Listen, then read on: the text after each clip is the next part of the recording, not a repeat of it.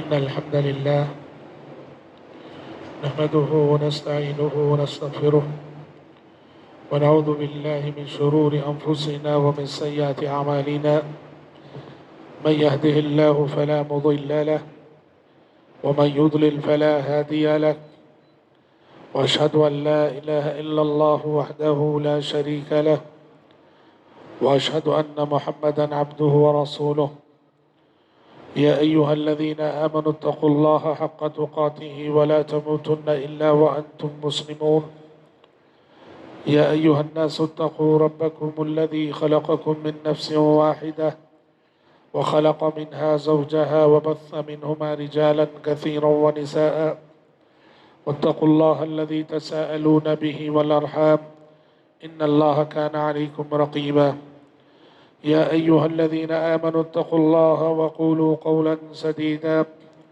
يصلح لكم أعمالكم ويغفر لكم ذنوبكم ومن يطع الله ورسوله فقد فاز فوزا عظيما أما بعد فإن خير الحديث كتاب الله وخير الهدي هدي محمد صلى الله عليه وسلم وشر الأمور محدثاتها وكل محدثة بدعة وكل بدعة ضلالة وكل ضلالة في النار.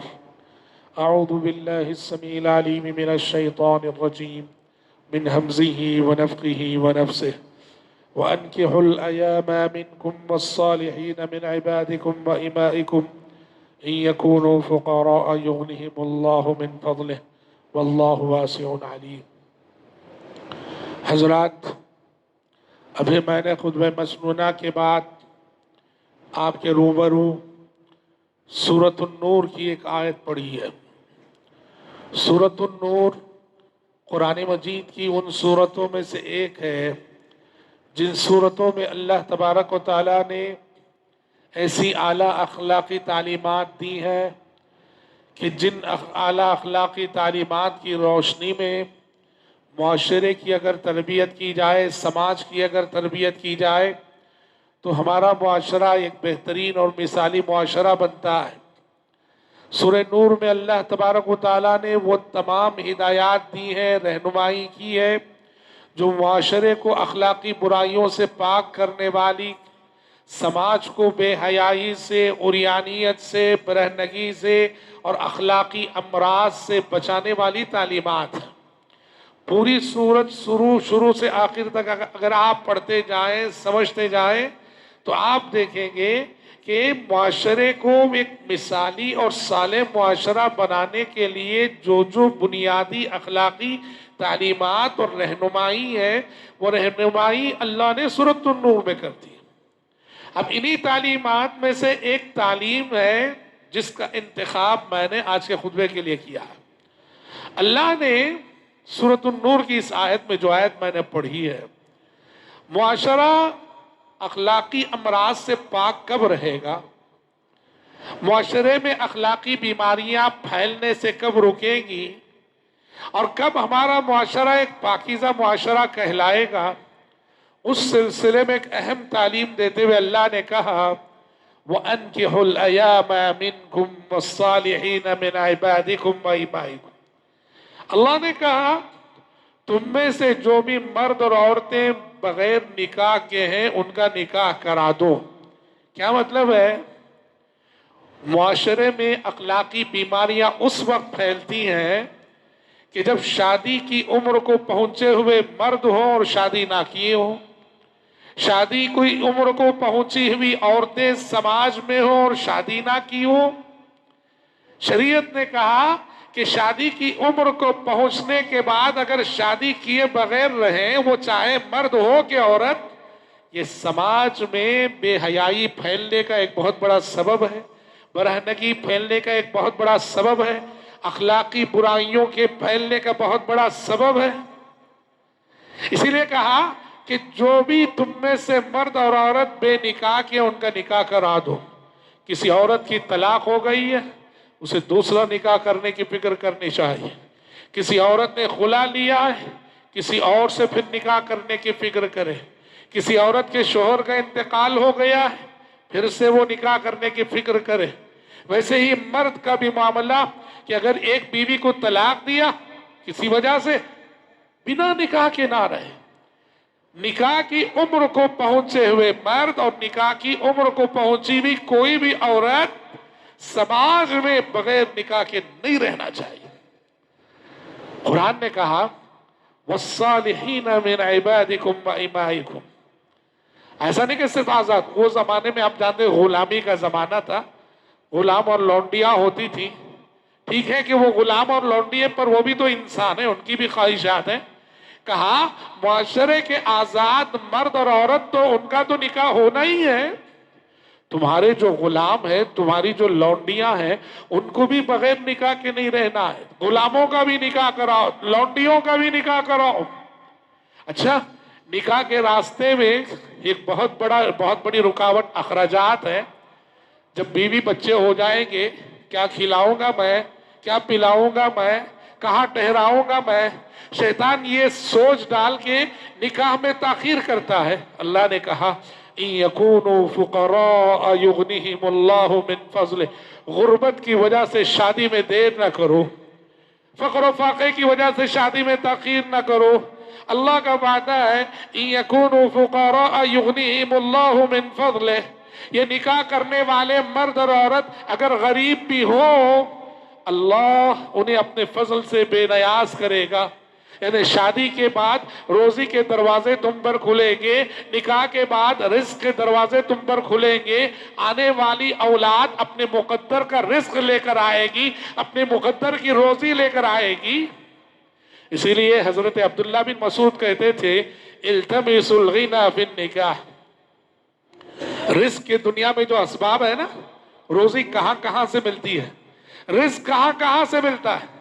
رزق اور روزی کے اسباب میں ایک بہت بڑا سبب شادی اور نکاح۔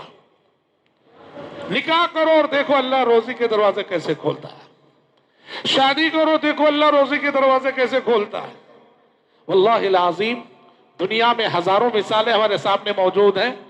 غریب ماں باپ، لڑکا بھی غریب، لڑکی بھی غریب، دونوں نے نکاح کیا، یہ غریب جوڑا ہے، غریب خاندان ہے، غریب فیملی ہے، لیکن اس غریب جوڑے کی گود میں ایک ایسی اولاد پلتی ہے جو اولاد اپنے مقدر کا رزق، مقدر کا کی روزی لائی ہوتی ہے، اور اللہ نے اس اولاد کے مقدر میں برکت والی روزی رکھی ہوتی ہے۔ یہ کل تک غریب ماں باپ کی اولاد میں پلنے والا بچہ پڑھ لکھ کر دنیا میں ترقی کر کے کاروبار کے ذریعے، ہنر کے ذریعے، تعلیم کے ذریعے، اللہ اکبر، اتنا کماتا دنیا کے امیروں میں اس کا شمار ہوتا ہے۔ اور سبحان اللہ، آپ دیکھیں گے دنیا کے جتنے بڑے بڑے امیر ہیں نا، ان کی ہسٹری پڑھ لیجئے آپ، دنیا کے ہوں، ملک کے ہوں، سماج کے ہوں، ان کی تاریخ پڑھ لیجئے آپ دیکھیں گے کہ وہ غریب ماں باپ کی اولاد تھی۔ ان کے ماں باپ کی ہسٹری یہ بتاتی ہے کہ ان کے گھرانے میں 3 مرتبے چولہے پہ ہانڈی چڑھنے کی سکت اور طاقت بھی نہ تھی، پر اللہ نے اولاد کے ذریعے سے نوازا۔ یہ شریعت کی بہت بڑی تعلیم ہے۔ غربت سے ڈر کر، فقر و فاقے سے ڈر کر شادی کرنے میں تاخیر نہ کرو۔ إِن يَكُونُوا فُقَرَاءَ يُغْنِهِمُ اللَّهُ مِن فَضْلِهِ، اگر وہ غریب بھی ہو اللہ انہیں اپنے فضل سے بے نیاز کر دے گا۔ حضرات، نکاح اور شادی زندگی کی ایک بنیادی ضرورت ہے۔ عمر کے ایک مرحلے کو پہنچنے کے بعد ایک صحت مند انسان کے اندر نکاح کی خواہش ضرور پیدا ہوتی ہے، وہ لڑکا ہو کہ لڑکی۔ عمر کے ایک مرحلے کو پہنچنے کے بعد نکاح کا ارمان جنم لیتا ہے، نکاح کی خواہش جنم لیتی ہے، اور اللہ کا قانون ہے، اللہ نے زندگی کا چین، زندگی کا سکون جن چیزوں میں رکھا ہے نا، اس میں سے ایک یہ میاں بیوی کا رشتہ ہے۔ لڑکے کا سکون اللہ نے اس کی بیوی میں رکھا ہے، اس لڑکی کا سکون اللہ نے اس کے شوہر میں رکھا ہے۔ اللہ نے کہا وَمِنْ آيَاتِهِ أَنْ خَلَقَ لَكُم مِّنْ أَنفُسِكُمْ أَزْوَاجًا لِتَسْكُنُوا إِلَيْهَا وَجَعَلَ بَيْنَكُم مَّوَدَّةً وَرَحْمَةً۔ اللہ نے کہا، اللہ کی قدرت کی نشانیوں میں سے یہ بات ہے، اس نے تمہارے لیے تمہیں میں سے جوڑے بنائے، لِتَسْكُنُوا إِلَيْهَا، تاکہ تم اپنی بیویوں سے سکون حاصل کرو۔ واللہ العظیم اللہ نے شوہر کا سکون بیوی میں رکھا ہے، بیوی کا سکون شوہر میں رکھا ہے۔ صالح میاں بیوی، نیک میاں بیوی، متقی میاں بیوی، خدا ترس میاں بیوی، با اخلاق میاں بیوی ایک دوسرے کے سکون کا ایسا ذریعہ بنتے ہیں کہ دنیا میں انہیں سکون کے اور ذرائع میسر ہو نہ ہو، اللہ رب العزت ان کی زندگی میں ایسا چین عطا کرتا ہے، ایسا سکون عطا کرتا ہے، کیونکہ اللہ کا قانون ہے یہ کہ اللہ نے اس رشتے زوجیت میں زندگیوں کا چین رکھ دیا ہے، زندگیوں کا سکون رکھا۔ اسی لیے شریعت نے شادی کرنے پہ ابھارا، شادی کرنے کی ترغیب دلائی۔ بعض صحابہ نے یہ چاہا کہ شادی نہ کرے، نکاح نہ کرے۔ مقصد کیا تھا؟ مقصد بڑا نیک تھا۔ مقصد یہ تھا شادی کریں گے، نکاح کریں گے، بیوی ہوگی، بچے ہوں گے تو پھر بزنس کرنا پڑے گا، کاروبار کرنا پڑے گا، سفر کرنا پڑے گا، دنیا کے پیچھے ہماری زندگی کا بڑا حصہ چلا جائے گا، چلو شادی ہی نہ کریں۔ شادی ہی نہ کریں، نہ بیوی ہو، نہ بچے ہو، نہ گھر کا ٹینشن ہو، پوری زندگی عبادت میں لگا دیں گے۔ پیارے نبی صلی اللہ علیہ وسلم نے سختی سے منع کیا، سختی سے منع کیا۔ جن صحابہ نے یہ اجازت لینی چاہیے اس بات کی، اجازت دیجئے ہم شادی نہیں کرنا چاہتے ہیں، اکیلے تجرد کی زندگی بنا وائف کے گزارنا چاہتے ہیں، پیارے نبی نے اس کی اجازت نہ دی، پرمیشن نہیں دیا۔ کیونکہ شریعت نے نکاح کو کس نظر سے دیکھا ہے بھائیوں؟ نکاح یہ کوئی دنیاوی کام نہیں، ٹھیک ہے بظاہر دنیاوی کام ہے، آپ کے اخلاق کی حفاظت، آپ کے کردار کی حفاظت، آپ کے کیریکٹر کی حفاظت، آپ کی جوانی کی حفاظت اللہ رب العزت اسی رشتے زوجیت کے ذریعے سے کرتا ہے۔ اللہ نے کہا ارے اور تو اور، غیر تو غیر، اس دنیا میں آئے ہوئے انبیاء، اس دنیا میں آئے ہوئے رسول، اس دنیا میں آئے ہوئے پیغمبر، پیغمبروں کی زندگیاں دیکھو، اللہ کے جتنے نبی اس دنیا میں آئے، اللہ کے جتنے رسول اس دنیا میں آئے، اللہ کے جتنے پیغمبر اس دنیا میں آئے، سب نے نکاح کیا، باستثناء یکا دکا پیغمبر، سبوں نے نکاح کیا، سبوں نے شادی کی، سبھی پیغمبروں کی بیویاں تھیں، سبھی پیغمبروں کی اولاد تھی۔ اللہ نے قرآن میں وَلَقَدْ أَرْسَلْنَا رُسُلًا مِّن قَبْلِكَ وَجَعَلْنَا لَهُمْ أَزْوَاجًا وَذُرِّيَّةً، اے پیغمبر ہم نے آپ سے پہلے بہت سارے رسول اس دنیا میں بھیجے، ان سب کی بیویاں تھیں، ان سب کی فیملیاں تھیں، ان سب کی اولاد تھی۔ پتہ چلا کہ انبیاء و رسول علیہ السلام نے بھی دعوت و تبلیغ کی اتنی عظیم ذمہ داری ان پر، اس سے بڑی ذمہ داری اس دنیا میں کوئی نہیں ہو سکتی۔ دعوت و تبلیغ جیسی عظیم ذمہ داری رکھتے ہوئے انبیاء نے نکاح کیا، انبیاء نے شادی کی، انبیاء کی اولاد ہوئی، انبیاء کی ذریت ہوئی، تو مطلب یہ ہوا کہ بنا نکاح کے رہنا کسی کے لیے بھی درست نہیں ہے۔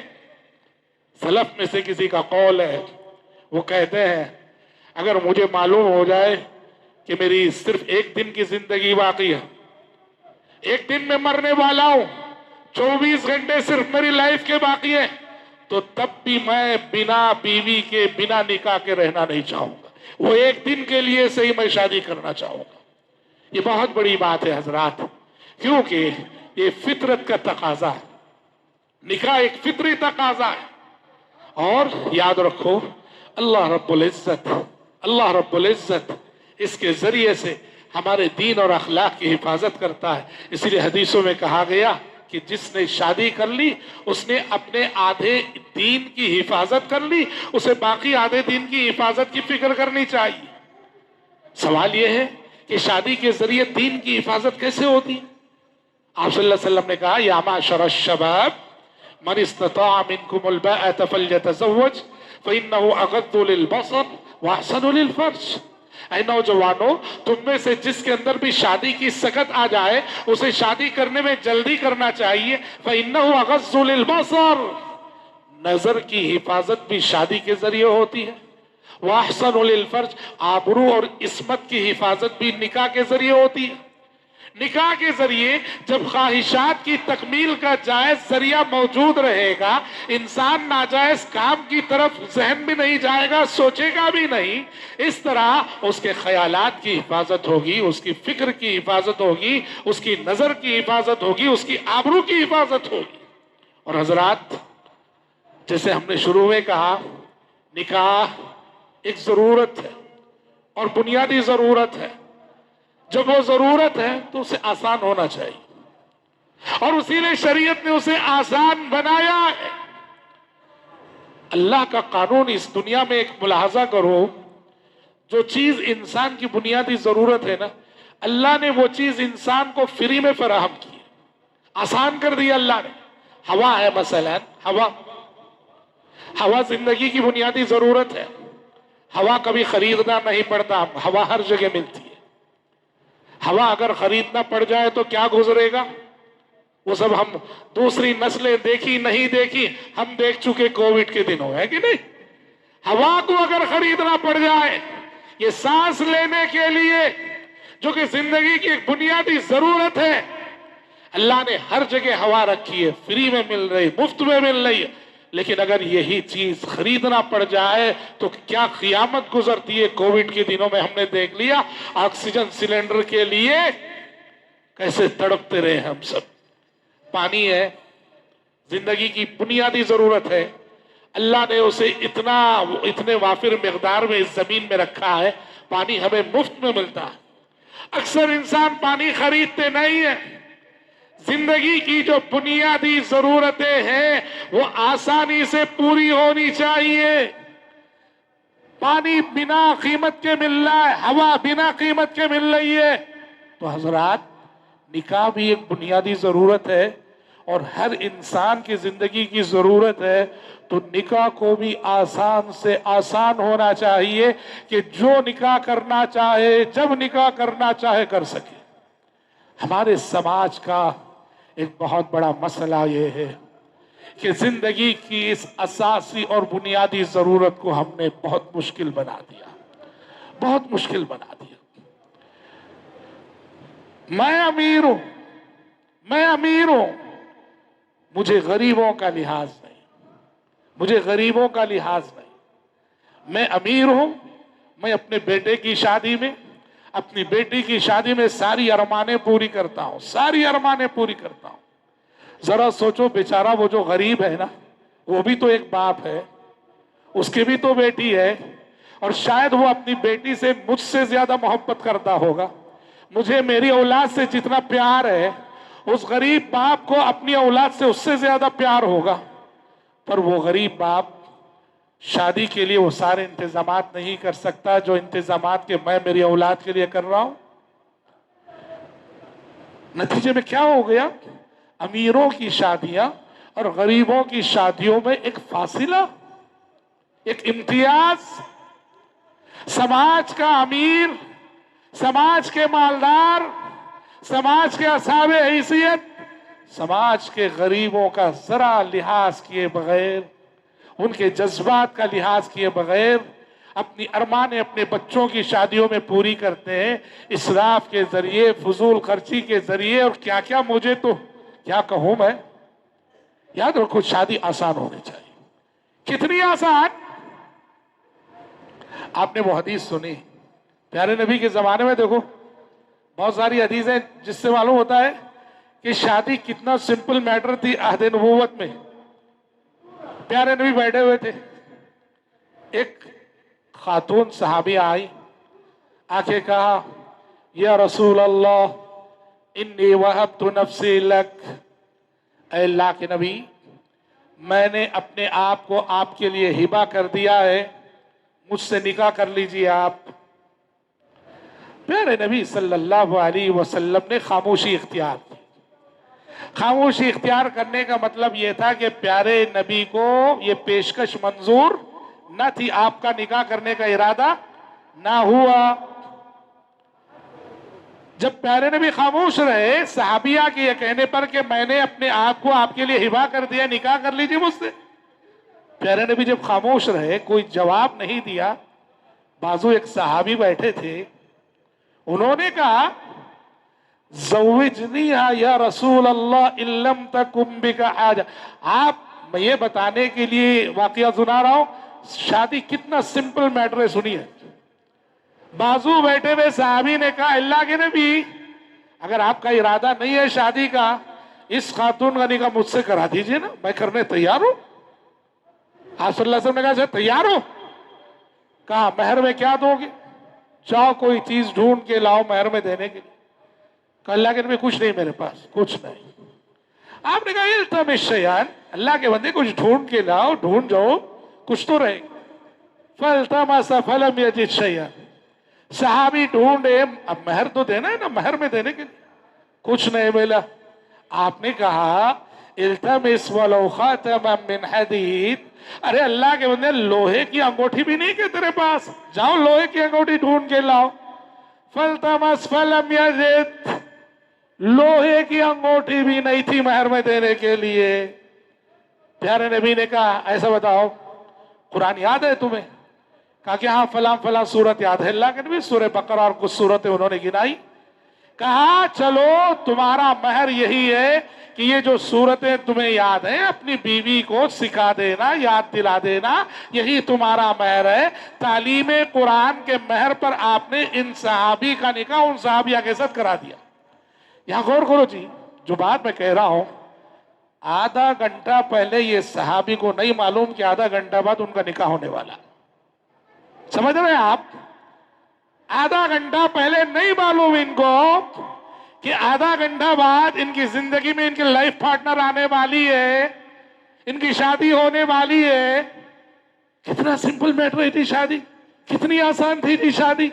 आधे घंटे बाद शादी हो गई उनकी, और माली हालत भी कैसी, जिस सहाबी के पास लोहे की अंगूठी भी नहीं। आज बताओ शादी की तैयारी कब से होती है, शादी की फिक्र कब से होती है? हमारा मुआशरा, खासकर जिन माँ बाप को अल्लाह ने बेटियों से नवाजा है, अल्लाह अल्लाह, शादी की तैयारी और शादी की फिक्र कब से होती है? पैदाइश के दिन से जी, पैदाइश के दिन से, विलादत के दिन से। यही तभी तो लड़का पैदा हुआ तो मुबारकबादियों का सिलसिला चलता, बेटा पैदा हुआ तो मुबारकबादियां, और अगर बेटी पैदा हो गई, लड़की पैदा हो गई, ऐसे अल्फाज बोले जाते हैं जैसे घर में कोई हादिसा हो गया। रब को जो मंजूर था हमें भी मंजूर है। समझ रहे? बेटी की विलादत पे हमारे जुमले, हमारे अल्फाज, बेटा पैदा हुआ, अरे बहुत मुबारक हो, ढेर सारी मुबारकबादियां कबूल फरमाइए। और बेटी पैदा हो, अल्लाह को जो मंजूर है हमें भी मंजूर है। जैसे कोई हादिसा होने पे बोला जाता है ना, क्या चीज है ये? हमने देखा है भाइयों, गरीब माएं अपनी बच्चियों की शादी के लिए जिंदगी में पाई पाई जमा करके साल हा साल की तैयारी में एक एक चीज खरीद के रखती है। कभी जो है, हाँ, जिंदगी का कोई सामान खरीदा, कभी कोई वॉशिंग मशीन खरीदी, कभी फला चीज जतन करके रखती है माएं अपनी गरीब बच्चियों की शादी के लिए। शादी को हमने इतना मुश्किल बना रखा है। नखरे कितने। मैं आपकी शादी में आता नहीं, क्यों नहीं आता? तुम्हें आए मेरे घर को, बुलाए भी, शिकायत ये सही तरीके से बुलाए नहीं। समझ रहे? नहीं आता मैं तुम्हारी शादी को। उनके घर में तुम्हें बीवी के साथ गए, मेरे घर में तुम्हें बीवी के साथ नहीं आए, तुम्हें खाली आके, और वो भी सही तरीके से बुलाए नहीं। क्या नखरे जी है सभी हमारी जिंदगियों में। और प्यारे नबी के जमाने में अब्दुर्रहमान बिन इब्न औफ, एक ही नहीं कितने वाकयात हैं। सहाबा की शादी हो रही है मदीने में, प्यारे नबी मदीने में मौजूद है और नबी को खबर नहीं कि उनकी शादी हो गई। कितने वाकयात हैं। अब्दुर्रहमान इब्न औफ, प्यारे नबी के प्यारे सहाबी, प्यारे नबी सल्लल्लाहु अलैहि वसल्लम ने उनके बदन पे जाफरान लगा हुआ देखा लिबास में, और जाफरान ये लेडीज की खुशबू है। तो प्यारे नबी सल्लल्लाहु अलैहि वसल्लम पूछ बैठे, महयम, अब्दुर्रहमान, ये लेडीज की खुशबू जाफरान तुम्हारे लिबास पर, ये कैसे? अब्दुर्रहमान इब्न औफ रजी अल्लाह अन्हु ने माजरत चाही और कहा, अल्लाह के नबी, बात दरअसल ये है, मेरा निकाह हुआ है, अल्लाह के नबी, निकाह हुआ है अभी अभी। तो वो میری اہلیہ کی لگائی ہوئی خوشبو ہے جو غلطی سے میرے لباس میں لگ گئی ہے. پیارے نبی صلی اللہ علیہ وسلم خوشی ہوئی. اچھا نکاح ہو گیا. کہا اولی بولو وشا, چلو پھر فوراً ولیمے کی تیاری کرو, بکری تو ذبح کرنا ہی ہے تم کو ولیمے میں. کوئی گلا نہیں, کوئی شکوہ نہیں, کوئی شکایت نہیں. مجھے بتائے بغیر کر لیے کیا, مجھے خبر نہیں دیے, مجھے بلائے نہیں. کیا جی سچ, کتنا سمپل میٹر جی شادی. جس معاشرے میں نکاح اتنا آسان ہو, اس معاشرے میں کبھی زنا کی برائی پنپ نہیں سکتی. اور جہاں نکاح مشکل بنا دیا جائے جیسے ہم نے مشکل بنایا ہے, وہاں زنا کو پھیلنے سے کوئی طاقت نہیں روک سکتی. شادی کو آسان بناؤ, نکاح کو آسان بناؤ, عزتیں محفوظ رہیں گی, اخلاق محفوظ رہیں گے, جوانیاں محفوظ رہیں گی. شادی کو جتنا مشکل بناؤ گے اسی قدر زنا کی برائی سماج اور معاشرے میں عام ہوگی.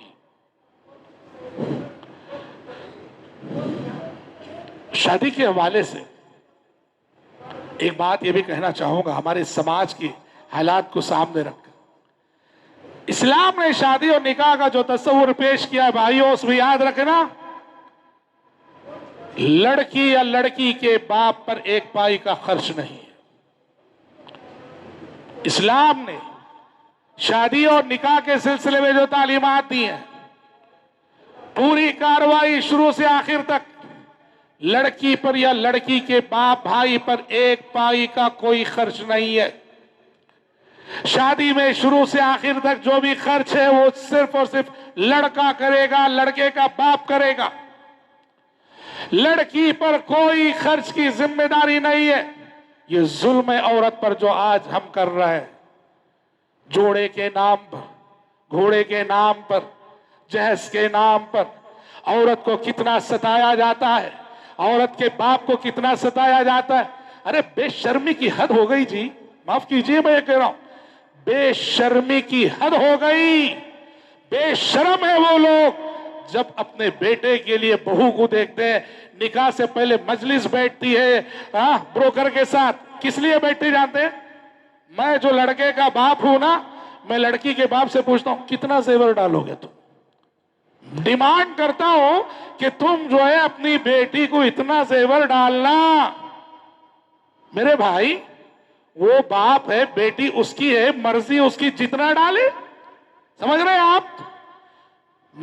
مجھے کیا حق پہنچتا ہے جی, مجھے کیا حق پہنچتا ہے, سمجھ رہے کہ میں لڑکی کے باپ سے یہ پوچھوں یا ڈیمانڈ کروں کہ اپنی بیٹی کو اتنا زیور ڈالنا تم. سمجھ رہے آپ؟ اصل سماج میں تصور یہ ہے ہمارے گھر آنے والی بہو جو بھی زیور لے کے آتی ہے وہ اس کا نہیں, وہ ہمارا ہے. یہ تصور ہے سماج میں, اور یہ بدترین ظلم ہے. مہر کا جو واجبی حق ہے نا بھائی, آج بہت سارے لڑکے وہ بھی نہیں دیتے بیویوں کو. مہر کی شکل میں جو واجبی حق شریعت نے مقرر کیا ہے وہ بھی نہیں دیتے بہت سارے لڑکے, بہت سارے شوہر. زندگی گزر جاتی ہے, 50 40 سال 30 سال 25 سال زندگی گزر گئی, اور جو مہر شادی میں مقرر کیا تھا وہ دینے کی توفیق نہیں ہوتی لڑکوں کو. اور ہمارے معاشرے کی عورت اپنے حقوق سے اتنی ناآشنا ہے بیچاری, کبھی وہ پوچھتی بھی نہیں, اور اسی حالت میں انتقال بھی ہو جاتا ہے. اچھا ایک رسم ہے جانتے ہیں آپ, معاشرے میں سماج میں ایک روایت ہے, شوہر کا انتقال ہو گیا اور اس نے مہر نہیں دیا تھا تو کیا کرتے ہیں معلوم؟ گھر سے شوہر کا جنازہ اٹھانے سے پہلے مہر بخشوانے کی رسم باقاعدہ جو ہے عمل میں لائی جاتی ہے. طریقہ کیا ہے؟ شوہر کا انتقال ہو گیا ہے, جس نے کہ مہر نہیں دیا ہے بیوی کو, اس کا جنازہ گھر سے اٹھنے سے پہلے بیوی کو لایا جاتا ہے شوہر کے جنازے کے پاس. سب سے پہلے اس کی بنگڑیاں پھوڑی جاتی ہیں اس پانی میں جس پانی میں شوہر کو غسل دیا گیا, اور بنگڑیاں پھوڑنے کے بعد بیوی کو لایا جاتا ہے, شوہر کے جنازے کے سامنے کھڑا کیا جاتا ہے. اب اسے اپنی زبان سے کہنا پڑتا پورے خاندان والوں کے سامنے کہ آپ سے میرا نکاح ہوا تھا, آپ نے اتنا مہر دینے کا وعدہ کیا تھا, آپ دے نہ سکے تھے, آج میں مہر معاف کر رہی ہوں آپ کا. کیسی ظالمانہ رسم ہے، شوہر کی وفات کے صدمے سے پہلے ہی دو چار ہے، اسے شادی کا دن یاد دلاتے ہو، اسے شادی کا دن یاد دلاتے، کیسی ظالمانہ روایت ہے ہمارے معاشرے۔ اسے کہنا پڑتا ہے میں نے آپ کا مہر معاف کر دیا، اس کے بعد جنازہ اٹھتا ہے گھر سے۔ غلط ہے یہ۔ اگر فرض کرو ایسا کسی کے ساتھ ہو گیا نا کہ شادی میں مہر مقرر تھا، زندگی گزر گئی، دے نہیں سکے، شوہر کا انتقال ہو گیا، طریقہ کیا ہے؟ شوہر کے چھوڑے ہوئے مال میں سب سے پہلے بیوی کا مہر ادا کیا جائے، بیوی کا مہر نکالا جائے۔ سمجھ رہے ہیں آپ؟ بنا مہر دیے کسی شوہر کا انتقال ہو جانے کی صورت میں سب سے پہلے اس کے چھوڑے ہوئے مال میں سے، پراپرٹی میں سے، جائیداد میں سے بیوی کا مہر نکال کے بیوی کو دیا جائے گا، اور اس کے بعد پھر مال وراثت تقسیم ہوگا، اور وراثت میں پھر دوبارہ بیوی کو بیوی ہونے کی حیثیت سے بھی حق ملے گا۔ سمجھ رہے؟ مہر بخشو، مہر معاف کرو، یہ سب درست نہیں۔ زندگی میں بخش والو الگ بات ہے، مرنے کے بعد مہر بخشو کا سوال نہیں۔ تو بھائیوں، نکاح کا جو تصور اسلام نے پیش کیا ہے اس میں لڑکی یا لڑکی کا باپ ایک پیسہ خرچ نہیں کرے گا۔ میں میرے نوجوان بھائیوں سے، جتنے نوجوان آج مجھے سن رہے، میں آپ سب سے یہ درخواست کرتا ہوں، اس جمعہ میں آپ یہاں اٹھنے سے پہلے ایک ارادہ کر کے اٹھو اور اللہ سے دعا کر کے اللہ سے عہد کرو کہ تمہارا جب نکاح ہوگا، تمہاری جب شادی ہوگی، لڑکی والوں سے ایک پیسہ نہیں لو گے۔ سمجھ رہے؟ یہ اللہ سے عہد کر کے اٹھو، ارادہ کرو، اور جب سجدہ کرو گے جمعہ میں، سنت پڑھو گے، اللہ سے وعدہ کرو کہ پروردگارا، یہ ظلم جو سماج میں عام ہو چکا ہے اور اسے ظلم سمجھا ہی نہیں جا رہا ہے، شادی بوجھ بن گئی اس ظلم کی وجہ سے، میرے نوجوان بھائیوں ارادہ کرو کہ جب تمہارا نکاح ہوگا لڑکی والوں سے ایک پیسہ نہیں لو گے۔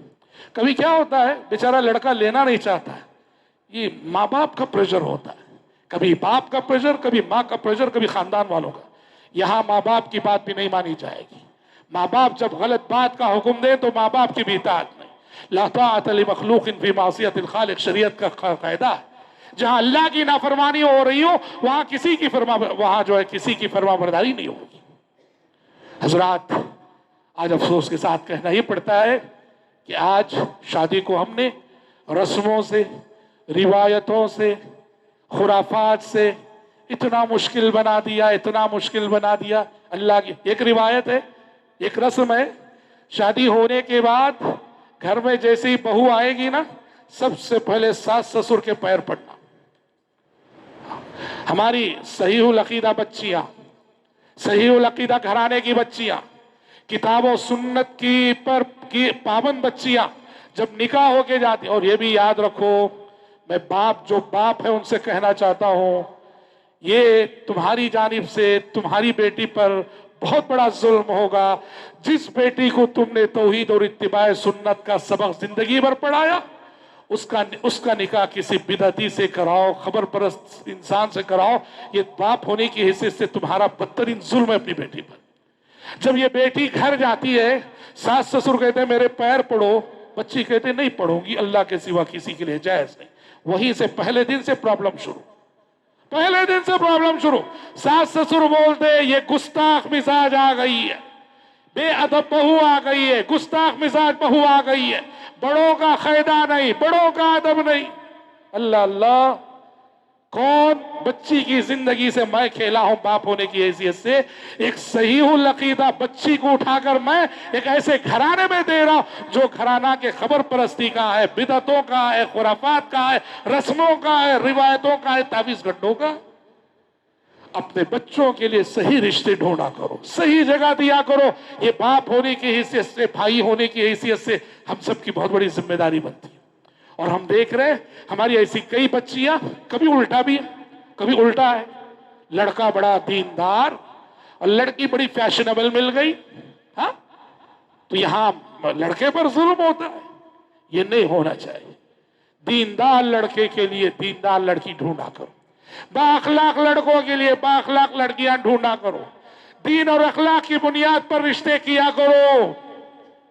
دین اور اخلاق کو نظر انداز کر کے صرف پیسہ دیکھ کر، خاندان دیکھ کر، عہدہ دیکھ کر، خوبصورتی دیکھ کر اگر کرو گے نا، جاؤ عدالتوں میں جاؤ کر دیکھو، مقدمات جو ہیں کس کے ہیں جی؟